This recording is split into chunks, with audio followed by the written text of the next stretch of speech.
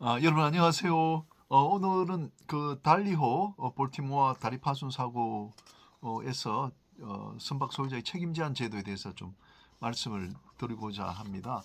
여러분 이 볼티모어 다리 그 파손 사고는 그 언론에서 여러 차례 언급이 됐기 때문에 여러분 다 잘 아시는 그 이제 사고입니다. 3월 26일 날 볼티모어를 출항하던 컨테이너 선박이 이 다리와 이제 부딪혀서 다리가 이제 그 파손되는 그런 사고가 이제 발생했습니다.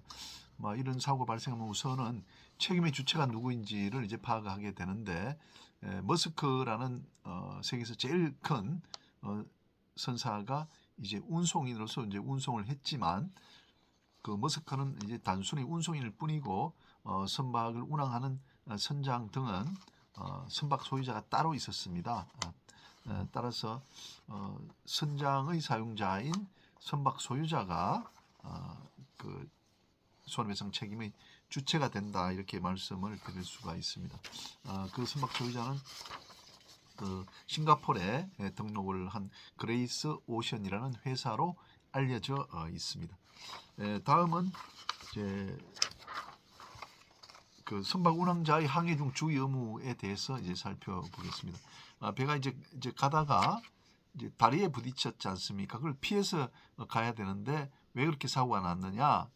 뭐 제가 생각할 때는 이제 그 기관이 고장 나니까 이제 힘이 그 이제 브릿지에 있는 조타기에 공급이 되지 않은 겁니다. 그래서 조타기가 공급이 안 되다 보니까 이제 이 이제 그 도순사들이 마음대로 선박을 조정할 수 없는 상태가 된 겁니다. 따라서 이제 사고가 이제 발생하게 되는데 뭐 그 기관이 고장이 나서 이제 그 이제 파워가 공급되지 않았기 때문에 조타기가 말을 듣지 않아서 충돌 사고가 났다 이렇게 되지 않습니까? 그러면 이제 그 기관이 고장났다 하더라도 어떤 비상조타가 되도록 그렇게 돼 있거든요. 선박에서는. 따라서 뭐 비상조타가 되지 않았다는 점에서 이제 과실이 있으면은 이제 선박을 운항하던 이제 도선사와 이제 선장의 이제 과실이 되게 되는데 어떤 경우라도 선박 소유자가 이 책임을 지도록 그렇게 될 것 같고요. 그다음에 뭐 기관의 고정이 난 것이 선박 연료유가 이제 불량했다든지 혹은 그 기관 쪽에 뭐 잠재적인 하자가 있었다든지 뭐 그런 원인이 이제 거론이 되게 될 텐데 그런 부분은 이제 조금 더 이제 조사한 다음에 결과가 나올 걸로 이렇게 그 생각이 됩니다. 뭐 저는 이제 뭐 어떤 경우에도 일단은 선박 소유자가 책임을 부담해야 되는 것이 아닌가 이렇게 봅니다.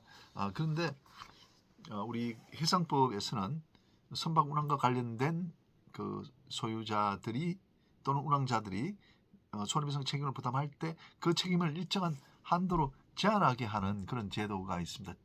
소위 말하는 이제 그 책임 제한 제도인 거죠. 그런데 전 세계적으로는 이제 LLMC라는 그런 이제 국제 조약 하에서 움직여지고 있습니다. 1976년 LLMC가 이제 기본이 되고 우리는 비준하지 않았지만 우리 상법에 들어와 있고 중국도 이제 마찬가지가 됩니다. 그런데 미국은 독자적으로 1851년에 제정한 선박 소유자 책임 제한 법 그것이 지금도 통용이 되고 있습니다. 뭐 신문에 나왔습니다만 타이타닉호가 사고가 발생했을 때 선주에게 그 부과된 책임을 이제 벗어나기 위한 책임 제한 절차에서 이 법이 적용됐다는 것이죠. 그래서 이 법에 따르면은 선박 소유자의 책임은 사고 난 다음에 그 선박의 가액에 따라서 정해진다라고 하고 있습니다. 예를 들어서 충돌 사고가 일어나고 그 배가 가해 선박이 물에 가라앉아 버렸다고 한다면은 그 배는 지금 가치가 없기 때문에 선박 소유자의 책임 제한액은 제로 0이 된다는 거죠. 이 사건의 경우에는 그 선박이 그대로 남아 있었기 때문에 뭐 성가가 약 그 천억 정도 되지 않겠나 이렇게 그 생각이 듭니다. 그래서 선박 소유자의 책임 제한 액수는 천억 정도가 되는 것이다. 이렇게 볼 수가 있고 또 미국의 그 1851년 조약의 그 중요한 점은 책임 제한이 깨질 수 있다는 겁니다. 그 잘못된 점을 알았을 경우 프리비티가 있다면 책임 제한을 할 수 없다 이렇게 되어 있는데 그 문제가 된 이번 사건 같은 경우에 기관이 고장 나서 조타기가 듣지 않을 수가 있다는 것을 이제 알았다면 혹은 알 수 있었다면 책임 제한을 할 수 없는 그런 제도입니다. 이와 반해서 1976년 LLMC에서는 손해 발생의 염려가 있으면 알면서도 무모하게 한 경우에 책임을 제한할 수 없도록 하고 있거든요. 그래서 미국 법의 경우가 책임 제한을 할 수 없는 사유가 조금 더 이제 쉽게 되어 있기 때문에 이 건의 경우에도 책임 제한을 할 수 없는 것이 아닌가. 그래서 전 세계적으로 이 사건에서 그 선박 운항자가 책임 제한을 할 수 없는 사항인지, 그러니까 미국 1851년의 미국 법상에 뭐 성과주의와 프리비티 or knowledge라는 그 용어가 어떻게 해석되는지 그런 것이 상당히 이제 관심 사항으로 이제 보여지고 있습니다.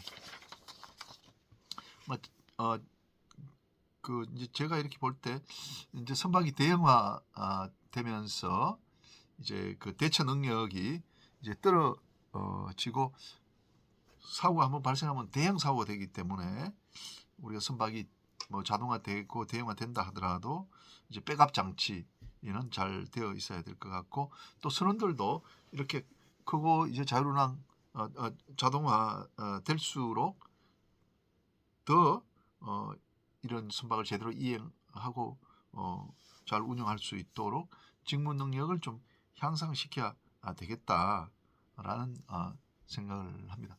그다음에 이제 미국 법과 관련되는 것인데, 미국은 이제 바다 관련 조약이 만들어지지만 잘 비준하지 않는 그런 패턴을 보이고 있습니다. 그렇지만 이게 통일화된다면은 굉장히 이제 편리하겠죠. 비용이 더 적게 발생할 수 있단 말이죠. 그래서 이번 달리호 사건은 여러모로 우리 해상법을 공부하는 학자들에게 좋은 또 테마가 되기도 하는데, 앞으로도 제가 또 달리호 진행 상황에 대해서 한 번 더 해운 신문에 좀 기고하도록 그렇게 하겠습니다. 여건은 이제 법률 신문에 기고한 내용입니다. 예, 감사합니다.